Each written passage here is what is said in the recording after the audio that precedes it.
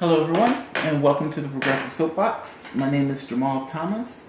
First and foremost, before I get to the news, I would like to wish everybody a Merry Christmas. Enjoy it. I really hope you guys get the day off, and I really hope you guys get to spend it with family, if that's what you want to do. So, on to the news. So, for the first story, have you heard that we are now in a Cold War, apparently? We are in weapons, we're nuclear war proliferation 2.0. We're in an arms race with Russia, apparently. I mean, it seems like the press is screaming at the top of their lungs, oh my God, Trump is going to get us into a war. He's escalating.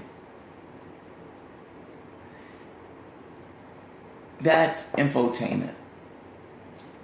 It gives a story without any context at all to give a particular narrative, when the context will give a somewhat of a different narrative. If these guys are terrified now, they should have been scared for the last 8 years. That's my contention.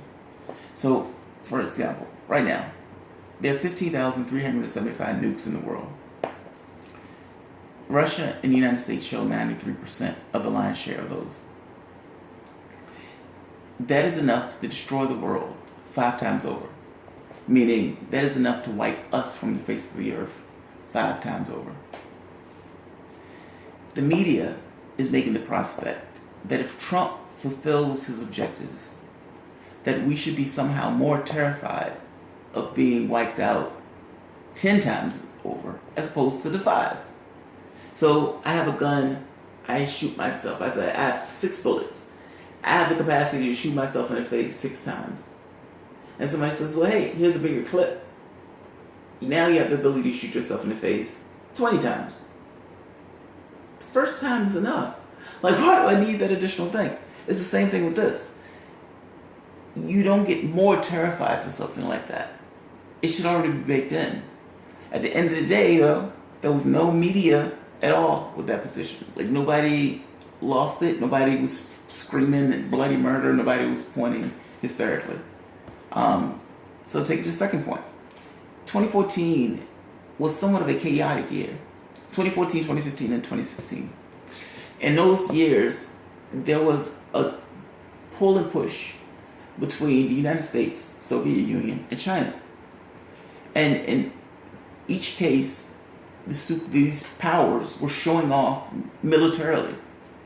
So, the United States moved. Actually, let me show the story. In fact, I'll read it from mine since it makes it real clear. As early as 2014, before Trump ever worried his tiny fingers to send his belligerent tweet, there were moves and countermoves between the United States, Russia, and China. The New York Times reported that Obama was set to spend $1 trillion to upgrade America's nuclear arsenal. Several months later, news broke of Russia shifting its nuclear arsenal closer to the European border. Within the same span of time, NATO engaged in the largest troop movement to the Russian border since the end of the Cold War.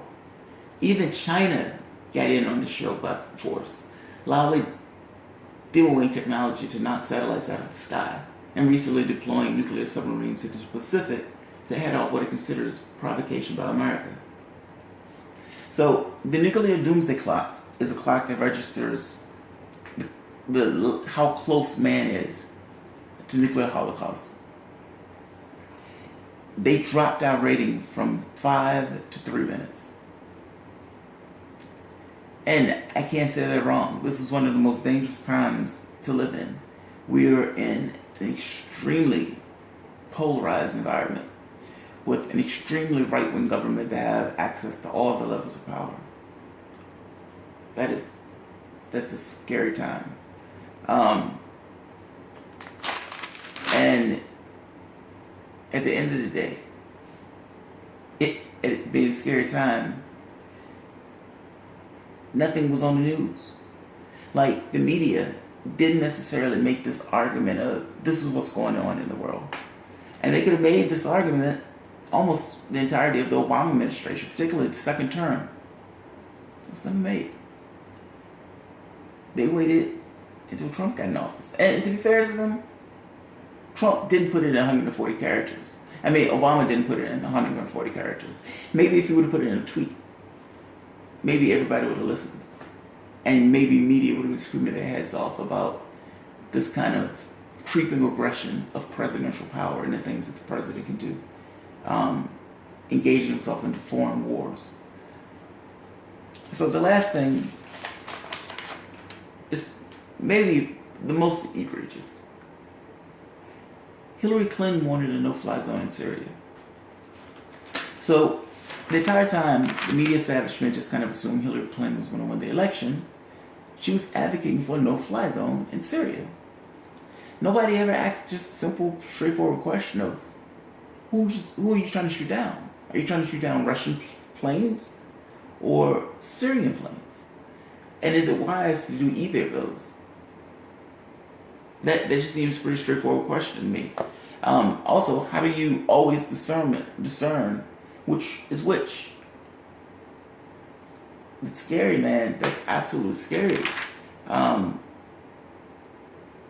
think an argument can be made, a credible argument can be made, that the relationship with Putin, as implicitly corrupt as it is between Putin and Trump, at the very least, we're not going to a nuclear war. And it seems like the things that were leading up to what these guys were doing was some kind of conflict.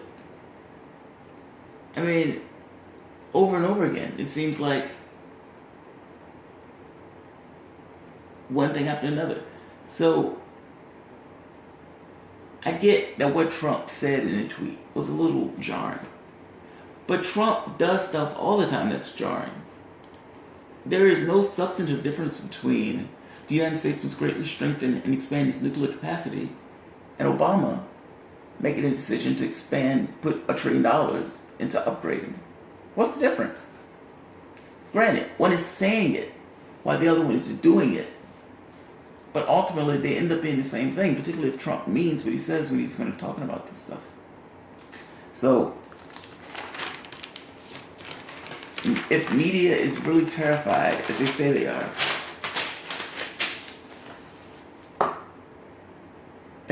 they should have been terrified for the past 8 years. They should have been scared for the last 8 years. Truth is, nothing is fundamentally changing between what Trump is saying and what Obama is doing with regards to nuclear capacity. And for that matter, Clinton would be doing the same thing when she came into office, with particularly more belligerent stance towards Russia because she believes that they had a hand in getting Podesta's emails. So, this is corporate media doing what it does best. Fear porn. Ratchet up the fear, get rid of context. So, this is all hysteria. This is not a real thing. There's no there. I get it's scary, and I get it's a problem, and I get all of this stuff. But this stuff was hanging over our heads for years. The media just didn't report it. Now they got a monster, and they want to dredge up all of the stuff and attack him with it, as opposed to him doing it. I get Trump as a loathsome character. I do not like him at all. But this doesn't seem all that fair to me. Particularly in the context of what we already have. Alright guys, bye-bye.